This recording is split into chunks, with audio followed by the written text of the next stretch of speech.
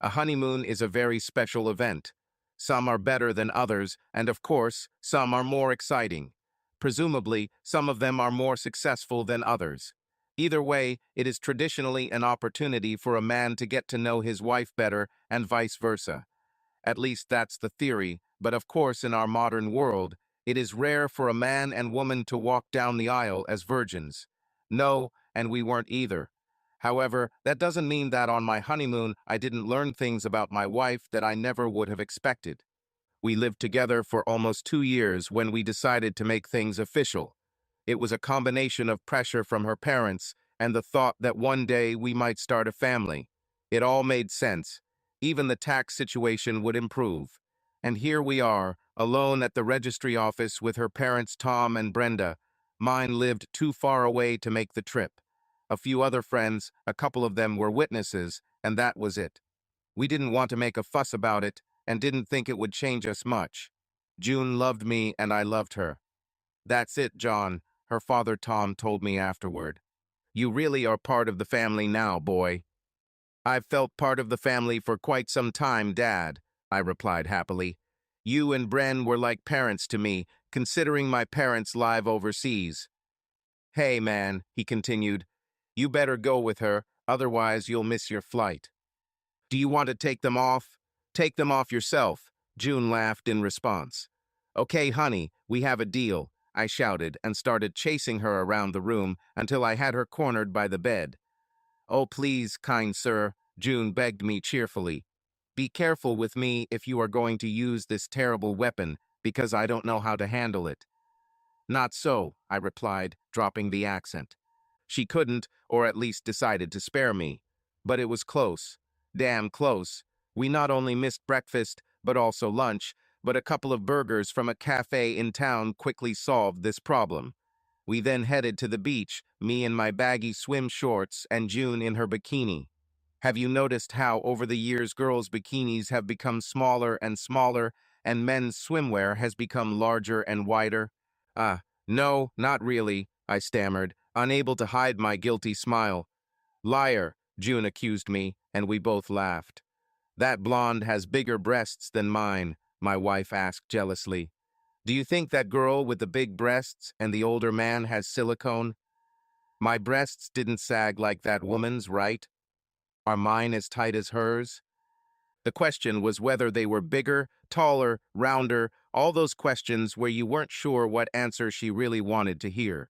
Loving her as I did, June had a habit of acting too hastily, without always considering the consequences. It was never a major issue, but damn. Why? Do you want me to take off my top too? It's really what I wanted, and while June did have a great body, the last time we were on vacation together, it took a whole week to convince her to go out in public in a bikini. Why not, dear? I replied calmly, crossing my fingers behind my back. Don't you like that all these men see my bare breasts? She accused me. With that, she unclasped her bra, took it off, and threw it on my bag. Satisfied, she demanded, but I didn't answer. My joyful smile told her everything. Showing off her breasts in public for the first time obviously turned her on as much as it did me. Better put some sunscreen on them, I suggested, hoping to grab a tube. This time, however, the nature of the questions has changed. That dark-haired guy over there looking at my breasts, John, was the first of them, to which I replied, probably, I would look too if I were in his place. Those two young guys have passed by twice already, John. I think they've had a good look. That blonde guy turned to face us, John. I'm sure he did it so he could see my breasts better. I'm sure that hairy guy over there keeps looking at me, John. I bet those two coming towards us will stop nearby, John. They keep looking at me. And so on, and so on, and so on. Admittedly, June's breasts were nice enough to make it worth the effort to look at them, but the beach was full of naked breasts, damn it. Then she sat down and leaned her hands back. Yes, it was no coincidence that this made her breasts stick out nicely as she stuck her chest out. Even I doubled my gaze. What the hell are you doing now, June? I asked quietly. Trying to get those two over there to pay attention to me, she replied without a trace of guilt. Do you really want them to look at your breasts, June? Yes, of course, John, June said quickly, as if choking with excitement. I've never dared to do this before, and it's more exciting than I could have imagined.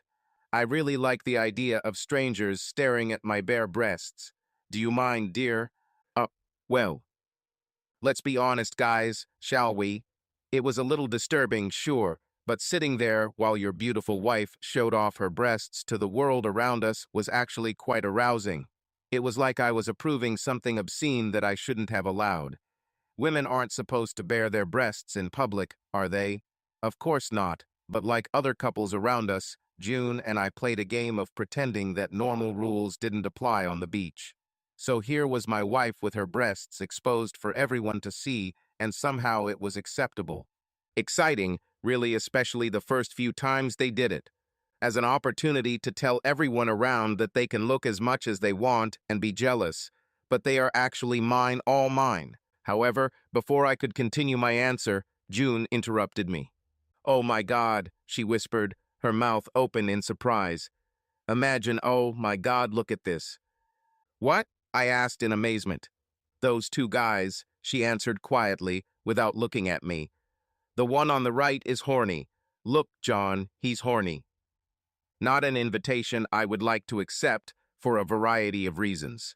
They looked at me when I stuck my breasts out at them, John, she continued excitedly, her face flushed. That guy winked at me, and I could see how excited he was. June was thinking out loud, as always, but I had to look. Of course I had to look. Two posers sitting there in their little skimpy swim trunks, bucking the trend of most of the other guys on the beach. Without a doubt, they had to be French. Oh, God, look, John, June exclaimed in delight. No, don't look, oh, God, my God, look at this. What the hell are you talking about, June? I demanded more harshly, starting to get annoyed at her comments. Look, John, look, she said in a hoarse voice, addressing me as if I were not there. I didn't want to look. No, you know, I didn't want this, but perhaps you can imagine my difficulty. So I looked. I regretted it. He really was huge. Damn it, stop fucking staring, June, I begged my new wife. This is fucking awkward. But I caused it, John, June countered thoughtlessly and too loudly. My bare breasts caused it. Well, well, by this time I was tired of it. Come on, let's go, I told her. I've had enough sun for today. Let's go get something to drink. I'm not particularly thirsty, dear, June replied, not taking her eyes off the Frenchman, who seemed to be lavishly showing off his muscles to my fascinated wife, whose eyes seemed glued to the top of his swimsuit. We're going, June, and we're going now, I insisted, gathering our things and preparing to leave. I'll be there in a minute, John, she whispered, without even looking up at me. You'll go now, June, I almost shouted at her, grabbing her arm and lifting her to her feet, June reluctantly obeying and grabbing her bag. We walked a few steps along the soft sand when June stopped to look behind her. A plus tard, ma petite, that big Frenchman shouted to her, and she blushed deeply. No way, I muttered angrily under my breath. What the hell was that, June? I asked her accusingly as we walked back along the beach. Have you seen the size of John? She replied, not seeming to realize how much this upset me. I've never seen one this big, and it was my bare breasts that caused it. Overexcited damn Frenchman, I barked at her. You made a fool of yourself, June, and embarrassed the hell out of me. Aren't you jealous, John? June looked at me with a worried expression, finally realizing how much she had upset me. Yes, June, I'm jealous, I quickly responded. Jealous, embarrassed, angry, and humiliated. But you were the one who wanted me to show my bare breasts to other guys, John, she protested. You're the one who asked me to do this. I liked the idea that you were sunbathing topless instead of sticking your chest out in front of some damn foreigner. They're not foreigners, John, June corrected me. They are French, and we are in France. Who cares? I groaned as we continued our walk along the beach. You showed them, June, deliberately exposing yourself to them. Why not? She retorted sharply. These are my breasts, and I will show them to whoever I want. And so our argument continued for another 10 minutes. We weren't arguing, but we were throwing barbs at each other. Neither of us was talking meaningfully, but each of us was trying to score points as we walked back to the hotel.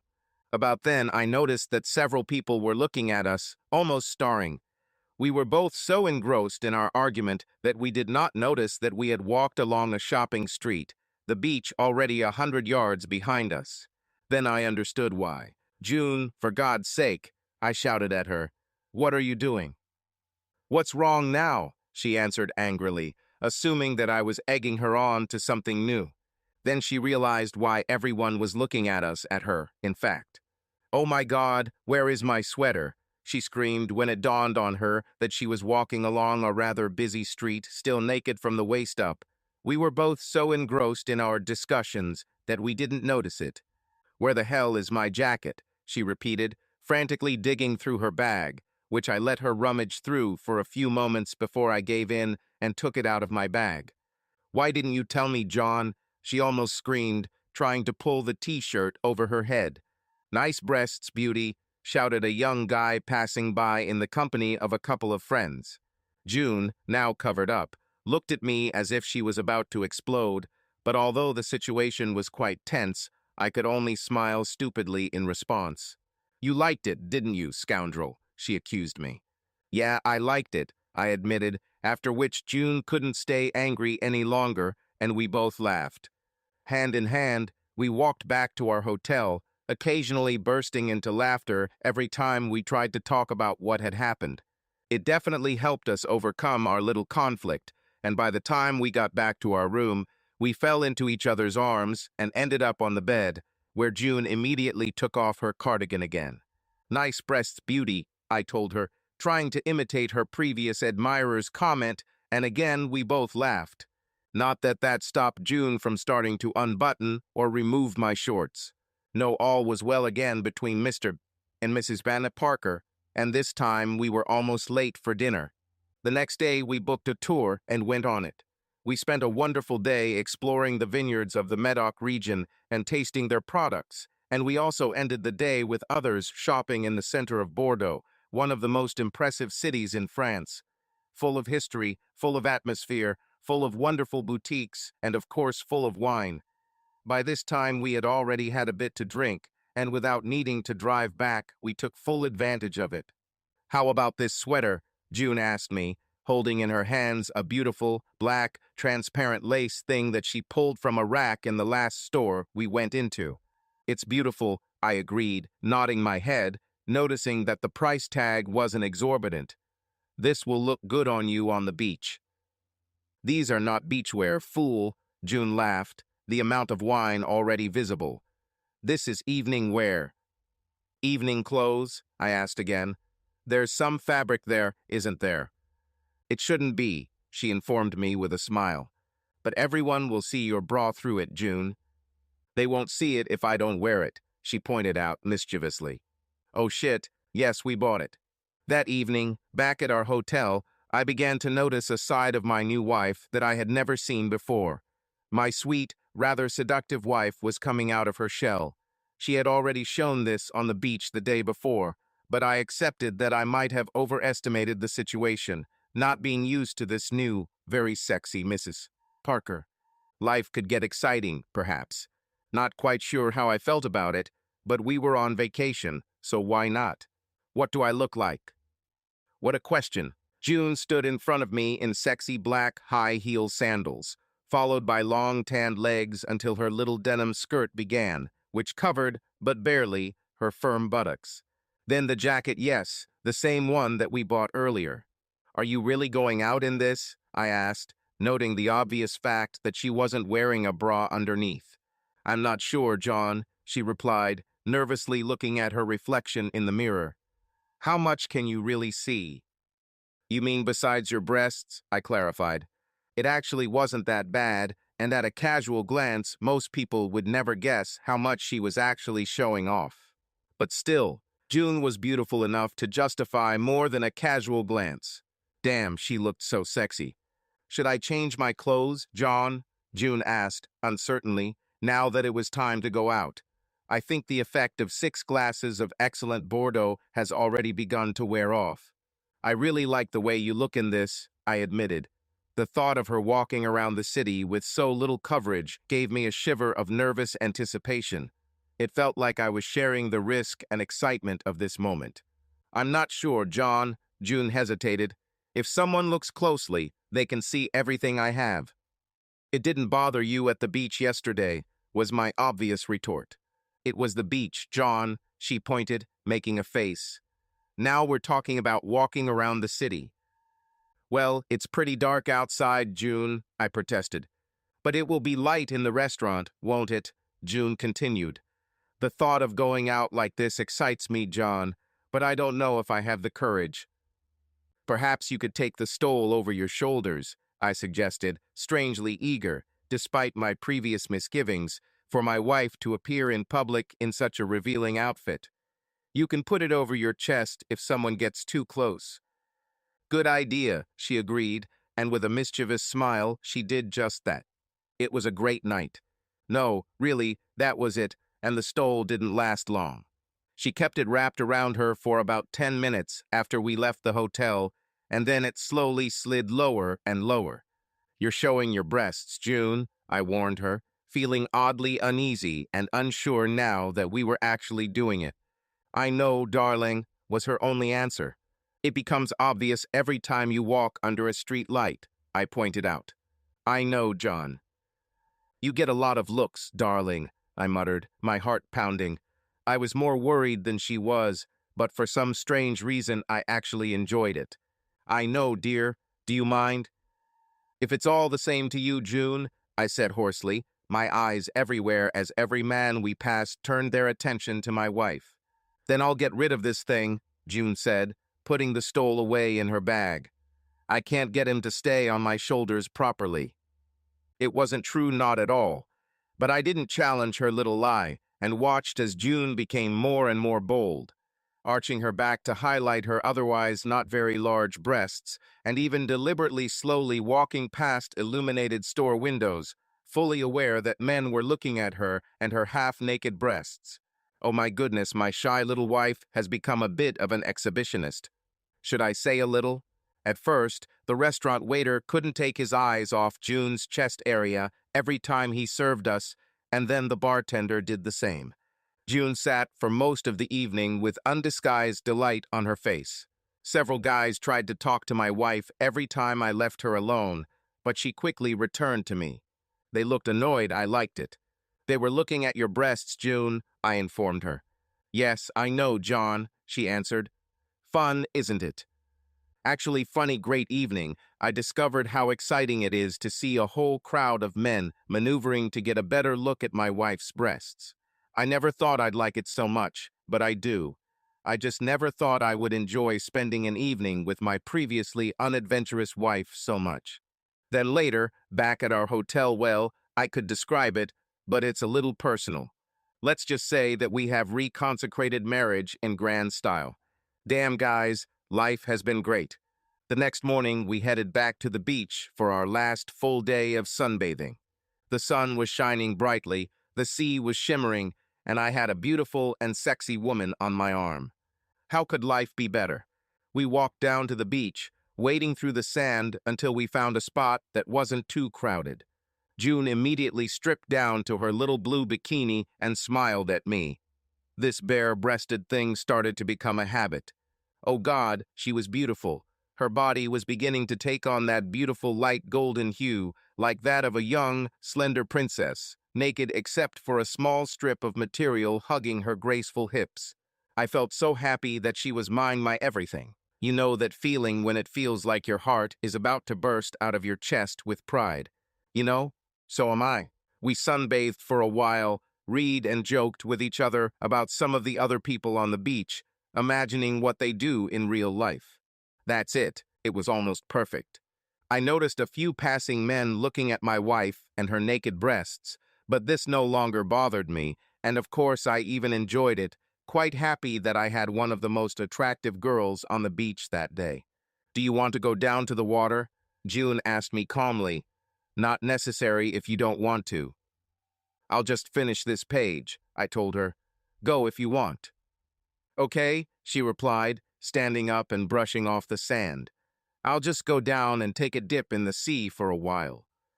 Okay, I'll join you in a couple of minutes. Okay, she replied.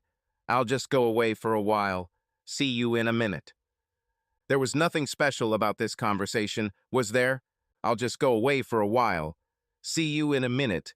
That homely phrase will come back to haunt us both. The problem is that I was deep into the latest Tom Clancy book I was reading and was desperately curious to see how the newest president would get out of his latest scrape.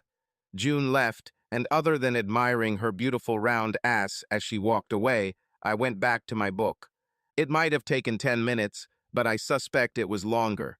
I read to the end of the exciting chapter and finally put the book down. Now, where is June? I sat up and looked around, eventually checking the edge of the water to see if I could spot her. No woman alone, but maybe she was in the water. Standing up, I looked up and down the edge of the water, trying to find her. I wasn't worried or anything. I didn't think she drowned or anything. Then I saw a splash of blue, the same shade as her bikini. She offered no visible resistance, and I felt sick as I saw her bare breasts pressed against his bare chest, and God knows what was pressing on her bare stomach. It was made worse when I saw him lean in, and I saw quite clearly their lips touch, just for a moment, very briefly, but the damage was done. I walked in their direction, stopping when I realized our belongings were scattered all over our towels, our camera, June's wallet, all of it. So where are they? I felt a growing panic. My stomach tightened and my pulse quickened. Eventually, I spotted 3 heads in the water, about 20 feet from shore. Was it them? Was it them? I had no idea, but I rushed to the water to try and see what they were doing there.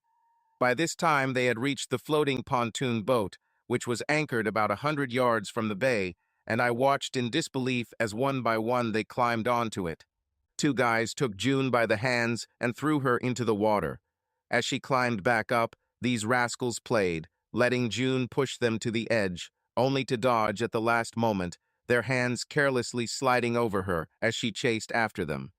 When one of them finally allowed himself to be pushed out, the other grabbed June from behind and threw her to the floor of the pontoon. Shame on this.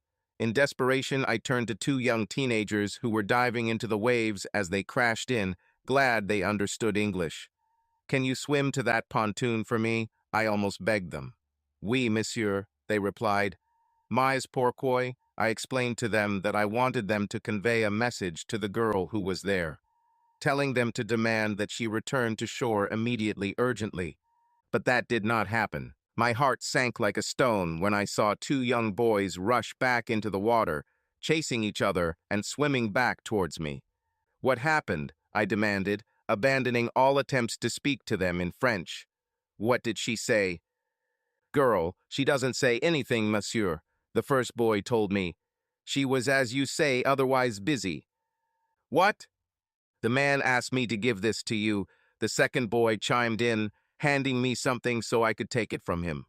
Oh, hell no, please, no, no, no, please, no. With tears of disappointment in my squeezed eyes, I took the tiny piece of blue fabric from him, gripping June's bikini bottoms angrily in my hand. She has the same beautiful breasts as a girl, I heard one of the boys say. Oh my gosh, have you ever felt completely alone in a crowd of people? Well, that's how I felt at that moment, surrounded by happy revelers running and laughing and playing, and me there, miserable as sin, just wishing for a tidal wave to rise and swallow so many of us. I even considered trying to swim out there, knowing that if I drowned trying, Bloody June would have to live with the consequences. But if I'm lucky that day, one of those damn frogs will probably dive in and save me. And how humiliating will that be, I ask you? I was about to turn away in disgust, but finally I saw one of the men on the pontoon get up and dive into the sea, followed by June and his friend. I watched anxiously as the 3 heads bobbed up and down as they made their way back to the shoreline, stood there impassively as the boys reached the beach first, and watched as my new bride emerged like Venus from the surf. June slowly emerged naked, laughing loudly, calling out to her 2 new friends, running up to the big cock himself and hugging him, so attached to her little world that she was still oblivious to my presence just 10 yards away, or so far away. They kissed, not for long, not long at all, but long enough. The sight of my wife naked in the arms of another man on a public beach made me want to puke. The sight of his hands roaming freely over her naked back and ass made me want to burst into her with fists flailing. But I had only taken one step towards them when his friend tapped him hard on the shoulder. "Attention, Francois," I heard him say urgently. "Husband, he's still here." The bastard slowly let go of my wife and turned to me, grinning. "Votre femme, monsieur," he told me, stepping back from her and bowing theatrically to me. It was only then that my dear loving wife realized I was standing there. "John," she muttered, raising her hand to her mouth. "What are you doing over there? I mean, I was just coming back to you. You didn't have to look for me, darling." "Oh yeah, I'll just go away for a while. See you in a little while." "Isn't that what you told me when you left? You didn't mention anything about letting two French guys have you while I waited, did you?" "Have me?" June screamed. "They didn't touch me, John, I promise you." "So what have you been doing with them on the damn pontoon all this time?" "I'm just saying, John, I swear to you," she pleaded. "All we did was talk and stuff." "And I assume you had to take off your bikini bottom to have this innocent conversation?" I challenged her. "Oh, crap," June cried, apparently remembering for the first time that she had stood and argued with me, completely naked, only just becoming aware of the fact that a small, mostly male crowd had gathered to watch our mutual embarrassment. "Where are you stupid bastards?" June growled at the two frogs, extending one hand towards them as she quickly used the other to try and cover herself. They both didn't say anything, just grinned back at her. If it weren't so disgusting to see, it could almost be funny. "Where's my damn bikini?" she shouted to them, attracting even more attention from those around her, and more people stopped to watch the fun. "Me, June," I finally said, by which time you could see her blush showing through her tan. "Thank God, John," she breathed, taking a step towards me. "Please give it to me, darling." "If you want it, go get it, you bitch," I muttered through clenched teeth and turned around, gloomily heading back to the beach to the place where we left our things, expecting that at any moment she would grab my hand or something like that. But she didn't. Turning around, I saw that there was some sort of argument going on, as two Frenchmen seemed to be trying to convince her to go with them, and a couple of women who were in the crowd around us seemed to be advising her otherwise.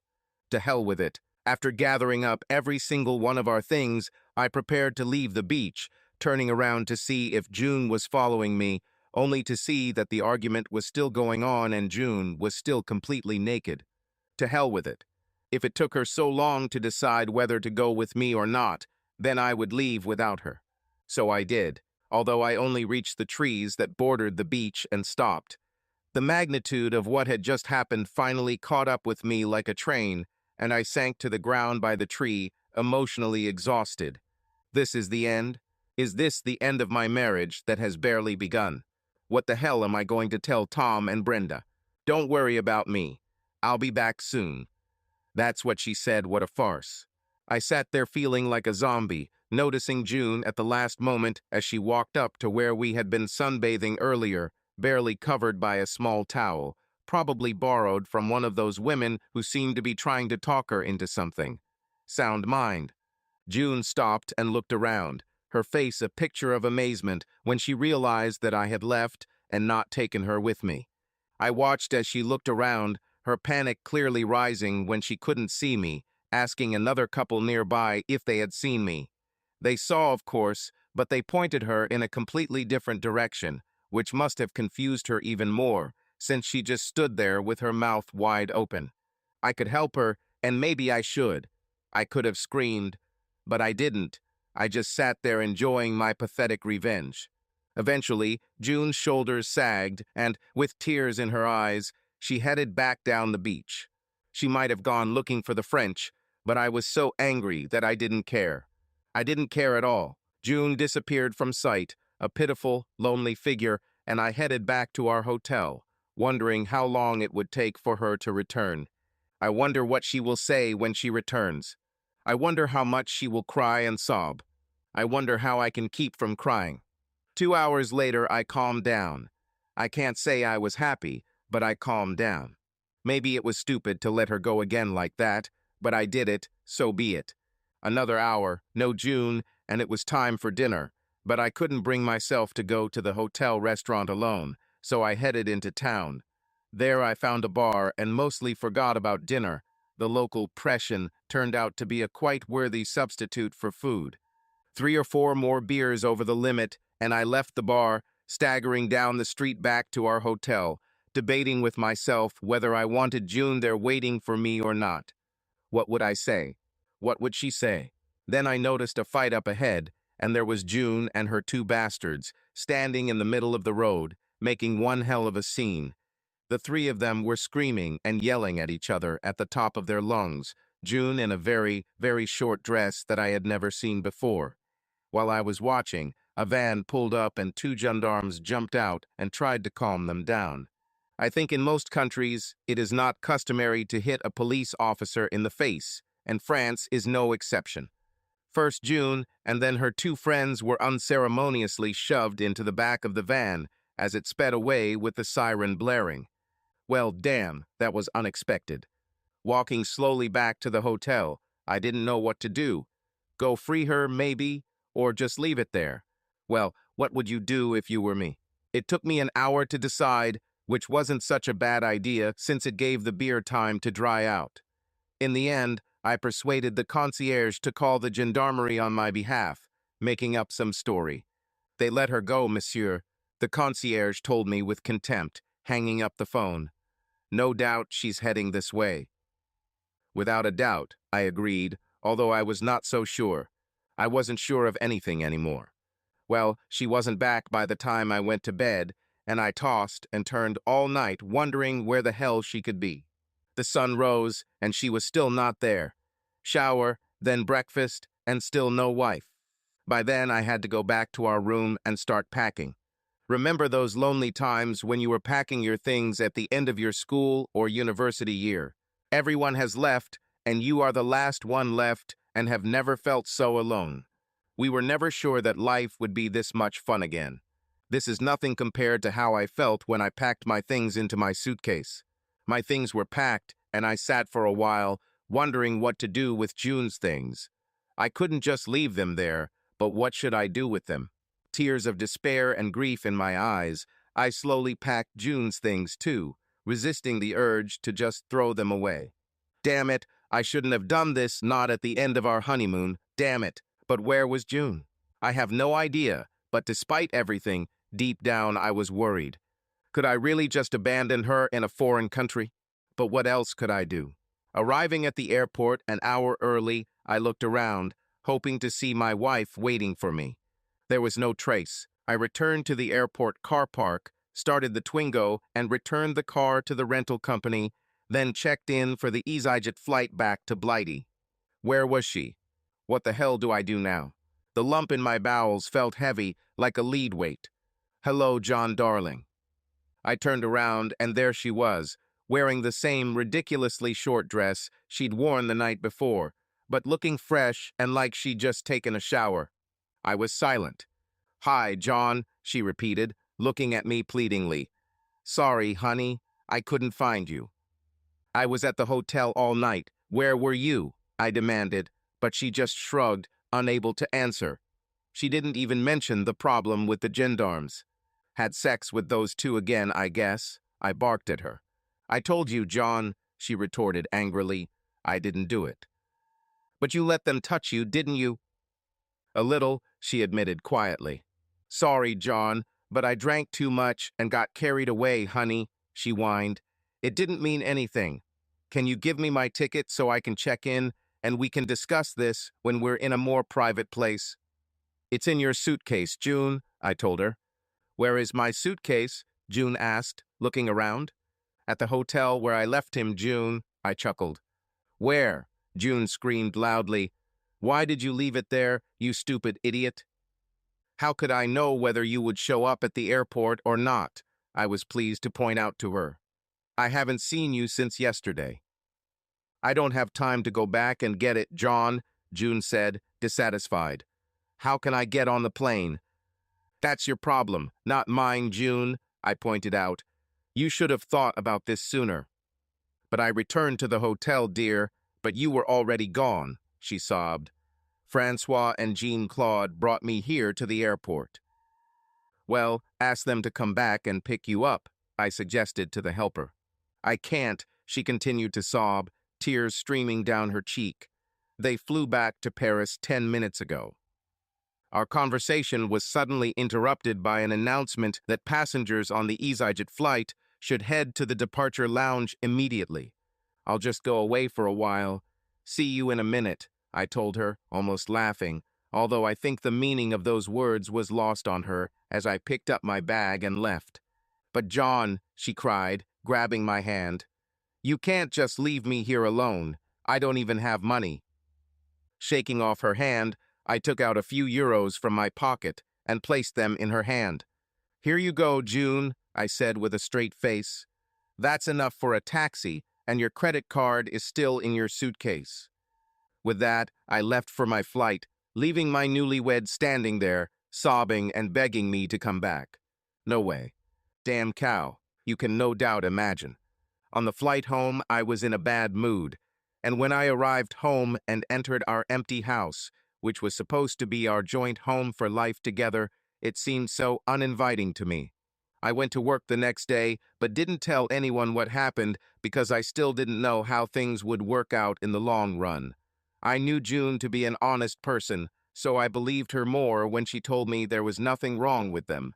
But she let them do other things, and perhaps more important was the way she simply abandoned me. I just couldn't stomach it. Then June's mom, Brenda, called that evening, and June still didn't come back or call. Hi, John, she began cheerfully. How was your honeymoon? How exactly was I supposed to respond to this? With truth or lies? It started out good, Brenda, but the end wasn't great, I replied, testing my words as I thought about what to say.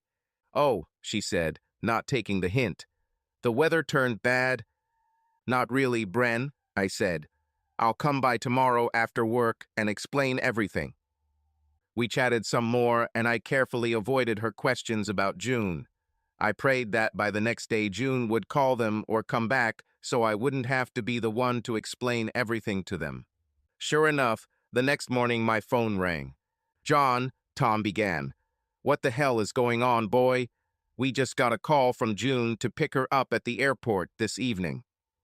Sorry, Tom, I replied. I thought this might happen. But what's going on, John? Tom sounded puzzled. It's hard to explain now, Tom, I lied. I have people here. Okay, John, he replied, clearly confused. We'll meet her and talk later, boy. Damn, it wasn't easy. I loved June's parents as if they were my own. Maybe even more, since I haven't seen mine very often over the past 10 years. A sense of hopelessness began to overwhelm me, and I walked out of the office to give myself a chance to recover, with no idea how my life would turn out from now on. The call came. This, of course, had to happen. It was Tom again. Big confusion about all this, John boy, he greeted me. June told us that you went too far because of some guy. She got home then, I asked. Yeah, boy, he replied, but she's not happy. What did she tell you, Tom? That she was flirting with some guy and you went overboard, Tom told me. I'd tell her to tell you the whole story if I were you, Tom. Yeah, he answered sadly. She's been sitting in her old room crying since she came back, so we don't know much. But we know you well enough to know that you don't lose your head for no reason, John. We'll talk tonight and I'll call you back. You. Okay, thanks, Tom. Don't worry, boy. We'll try to deal with her. Deal with her, huh? Well, who knows? The next day, there were many phone calls between Tom, Brenda, and myself, and I eventually agreed to meet June in the pub that evening, where I hoped no one would recognize us, to discuss what had happened and whether we had a future. She swears she didn't sleep with either of them, John, my father-in-law told me in the last call. She's a stupid girl, but she doesn't lie to us, she never has, and I believe her. Depends on what you mean by sex, I pointed out. But I'm inclined to agree that she didn't let them screw her, Tom. Not the words I would use, John, he finished abruptly. But please give her a chance, boy. I will, I agreed. I was still very angry about what she had done, and it was difficult for me to calm down. Nevertheless, if you've never been in this situation, then you don't understand. If you have never experienced such heartache, then you do not know what it is. My God, I had decisions to make, but I couldn't make them until I met June again. I can't say that I wanted this. And so, I walked into the bar, and there she was, June.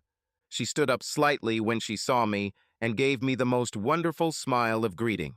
She was wearing the same little denim skirt I liked so much and a nice, but more conservative blouse than the last time she wore it.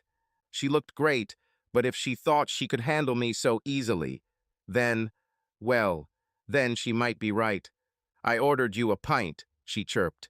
I know what you like, and that's kept guys from trying to talk to me. Well, that's a good start, huh? So you're back, was my first remark. I was halfway to forgiving her if she really seemed repentant, but that didn't mean I was going to go easy on her. Without your help, John, she began. How could you do this to me? How could I leave you? I exclaimed indignantly. How the hell could you leave me the way you did? You disappeared, June.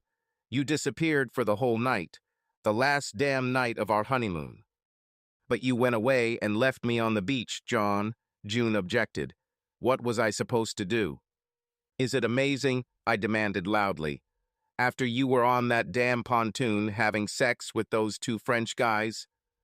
I told you, John, between us. So why did you take off your swim trunks, June? I attacked her. Or did they take them off for you? It just happened, John, June mumbled, making a face. We were just talking and having fun, to be honest.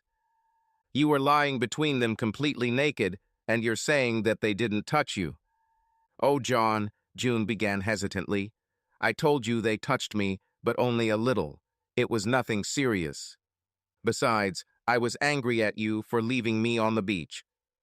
We stared at each other. Neither of us seemed ready to admit that we were wrong. The conversation has reached a dead end. So you think you didn't do anything wrong, June? I finally asked, relatively calmly. Well, maybe I did something, John, my wife admitted. But you went completely overboard, John. You shouldn't have acted like that. So if you were me, June, I asked, you wouldn't mind it. Would you just wait for me? Of course, John. Okay, I thought, let's put this to the test. Let's see how she actually reacts.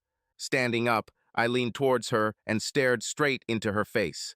I'll just go away for a while. See you in a minute, I told her, choosing my words carefully. Her face changed as she finally recognized the words I had used, letting out a small scream as I walked towards the bar, straight towards the tall, slender blonde I had spotted a few minutes ago. Hey, Melly, I greeted the blonde sitting on a bar stool. Her mini skirt and skimpy top were so different from what she wore during the day at Jones & Co., where we both worked. Oh, hi, Mr. Parker, Melly smiled at me. I've never seen you here before. I've never been here either, I confirmed. Well, I'm really glad you found this place, Mr. Parker, Melly told me seductively, making me think that this might be easier than I thought. Can you do me a big favor? I continued. Anything for you, Mr.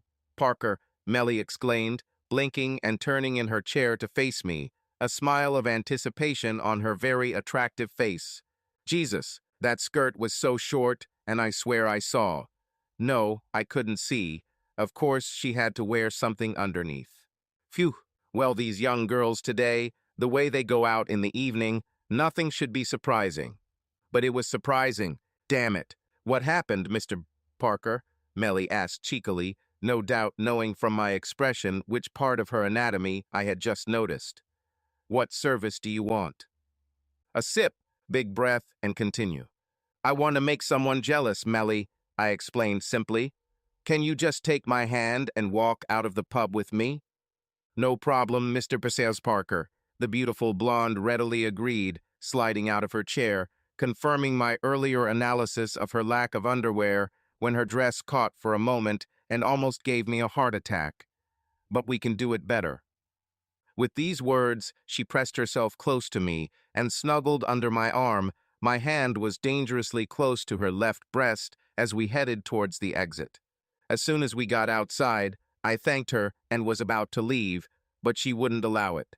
"Come on, Mr. Briquez Parker," she coaxed, giggling as she pressed her full breasts against my chest. "If we're going to make someone jealous, let's at least do it properly." I think it was those firm breasts pressed against me, or perhaps it was the smooth expanse of bare skin I felt when my hand accidentally slid just below the hem of the back of her tiny skirt. Anyway, what the hell was the guy supposed to do? Should I return to my somewhat errant wife after I gave her a taste of her own medicine as planned, or continue to enjoy the use of that very medicine? Which choice? Well, what would you do if you were me? Help me, please, as I will have to make a decision in a few minutes. That is, if Melly ever lets me have my tongue back. If she unzipped me any further, I might be trapped. Oh shit, subscribe to our channel so that your love doesn't cheat on you, and go ahead and listen to the next story, because this story is nothing compared to the next one. If you're under 18, don't even think click to the next one.